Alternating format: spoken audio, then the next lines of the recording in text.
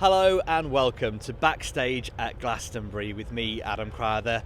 The Pyramid Stage just over my shoulder, and it's incredible to be backstage here at the world's greatest show.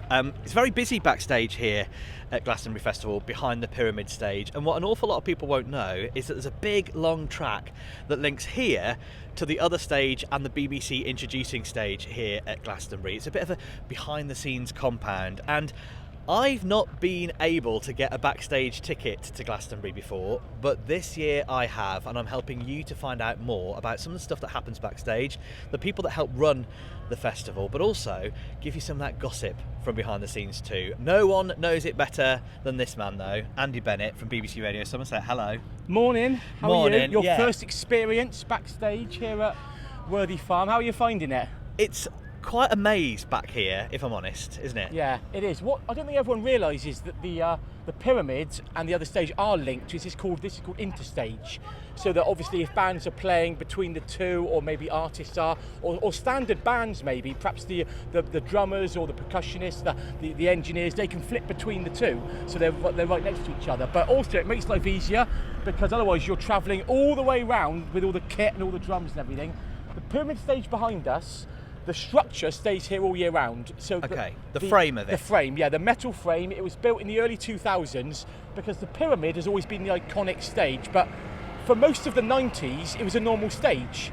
So the pyramid was a pyramid in the 70s and the 80s, and then it famously burnt down one year and they replaced it with a normal stage. But that pyramid itself has only been going about 20 odd years, so it hasn't been here all the time, but the actual framework stays up all year. So when you like drive past the Pilton Village and past the site, the only thing that reminds you it's Glastonbury is that you see that galvanised frame.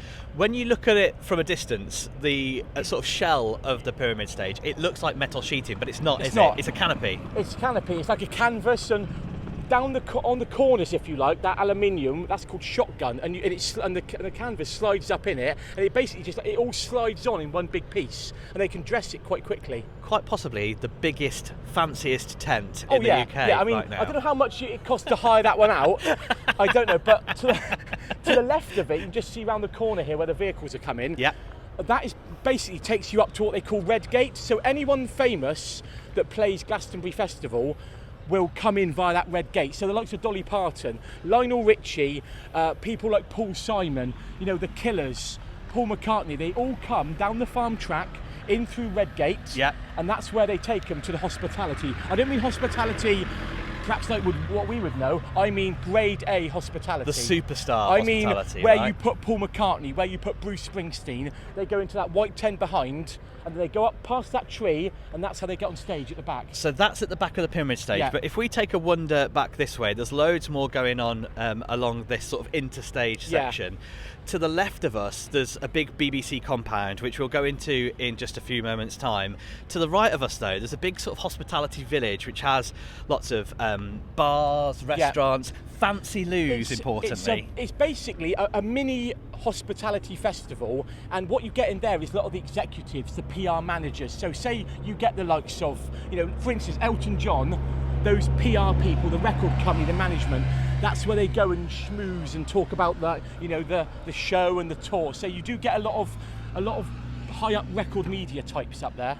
So that's all happening behind here. Come with us this way then. Are we going to go into the BBC compound? Should we give it a go? Let's give it a go. Let's see what we can do if we come in. So I mean, we've got a camera with us. If you've got a camera, they'll let you go anywhere. They'll let you go anywhere. They're even opening the gates in anticipation. We all got all these fancy wristbands on as well. We've got the wristbands. Morning. Hiya guys, good afternoon, hello. If we wander through, are we going this way or that way? This way round. Sure. So if we have a little wander round this way. There. Now, in this area of the BBC compound, you can hear it's quite loud with different trucks and generators behind us, but there are loads and loads of big broadcast trucks, production offices for the likes of our digital streams at the BBC, for the likes of Radio 1, Radio 2, 6 Music with broadcast trucks. We've also got the iconic, incredibly well-dressed iPlayer tent, the TP, where all of the iPlayer tech, all the iPlayer broadcasts, I should say, comes from. Now, Andy, this is very fancy back here, This isn't is it? posh, but you missed out the biggest part of that last 30 feet. Go on then. They were just emptying the posh toilets. They were The emptying the smell posh was toilets. incredibly bad, and I thought it was Dan the cameraman, but it clearly wasn't. No. So if we spin around, they're looking like they're getting all the set ready for the BBC iPlayer TP tent here backstage in the BBC compound. And this is the stuff where you will see the likes of Joe Wiley, Jack Saunders, Dermot Clara O'Leary does Amfield. his bits from back here, Lauren Loads of Laverne, and this is that set you always see. They're always sat on like hay bales, and they've got that famous cow. They always bring that. I was actually here the other day when they were carrying the model cow. If you just and peek on placing through, you that's can where just it see it goes. just there. It's sort of a cow bench. It's brilliant, isn't it? People do look out for these sort of famous triangles. They look out for them because the triangle is the pyramid. It's part of the BBC branding for Glastonbury.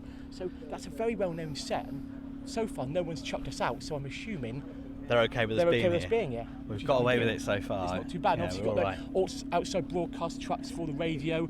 A lot of the TV production is done behind here. So you've got the big BBC TV stuff, because everything that goes on the red button, the iPlayer, it's all produced on site. It's not like sent off to London. It's all done in-house.